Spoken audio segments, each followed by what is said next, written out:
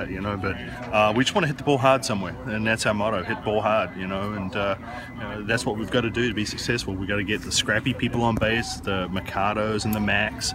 They've got to scrape away and get on there and let the big boppers, Severcas, Udria, now, you know, obviously Rhodes and Camuso, let them drive them in. You've never been afraid to address the elephant in the room. 21-0 in regional round. Is that something that this team takes pride in and tries to keep going?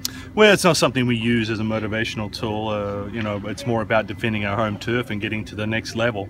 You know, and that's really about it. The game doesn't know that we're 21-0. It doesn't matter. It doesn't care. They're just going to reward the team that plays the best, and that's what we've got to do. And we keep stressing that. And they may be tired of hearing it sometimes, but they're going to continue to hear it.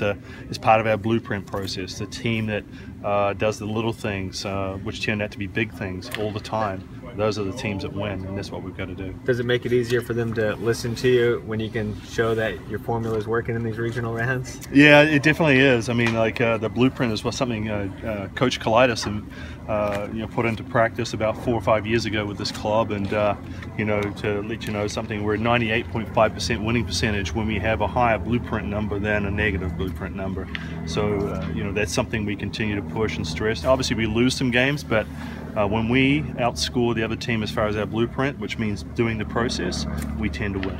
Is the blueprint kind of like a spreadsheet? You plug numbers into like a formula, or how do you calculate that number? It's sort of like that, yeah. It's tracked every game. It's like things like, you know, the pitches on the defensive side, 13 pitches or less per inning. You know, if we do that, we know that we're going to be efficient. We're not having those long innings. On the other side of the blueprint, we try and get their pitcher to have more than 20 pitches per inning. We know if we see them over time. You know, a shutdown inning, you know, an inning where we score, we come out and we shut them down. We can maintain the momentum. Momentum's huge in this sport. So just things like that, missed signals, you know, just so many little things that add up, but over the course of a game and the course of a year, they turn into big things. You mentioned when you felt something click in the batting cages. Coach White said he felt this whole team click after the Arizona series. Did you feel a different team or a sense of things turning in a different direction after Arizona? Yeah, I definitely think that we kind of had a new sense of confidence after that. The Sunday win at Arizona for sure. So we had come off of like 2 series losses, and then that would have been our 3rd in a row. So being able to come out on that Sunday and really come together, and that was a tough game. All 3 were tough games.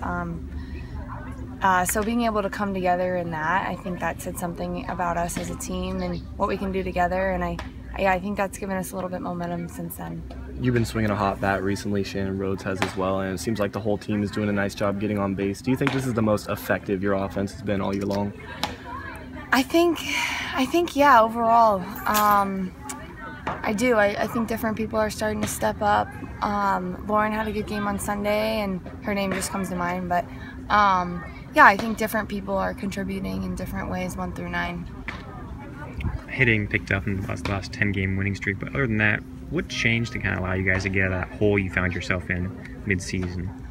What changed from that? I think not that we want to accept that you're going to lose, because we have that standard of winning all the time, but just realizing that you may hit a rough patch in season, and ours was that 3-week span where we played 3 of the top 5 teams in the country, so it's kind of a bear of a tough 3 weeks.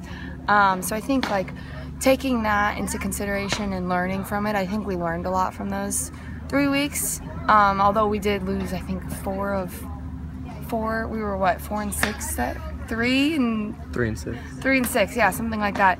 I think we learned a lot from those games, and yeah, it was a hard 3 weeks, but that's how postseason is going to be. So I think now we have going into postseason, we have a 3-week span where we did play top 5 competition in all those games. So I think that's only going to give us an advantage in that respect because the pack was so tough this year. So I definitely think we learned a lot from that and found ways we can come together. Considering how young this team is, were you kind of interested in what the response was going to be like to a stretch like that?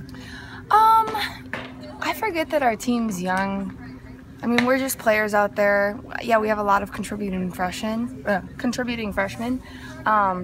they don't really play like freshmen, so I kind of forget that we're young. I think of us more as like youthful energy, because I think we have a lot of people out there this year that are excited and that want to win.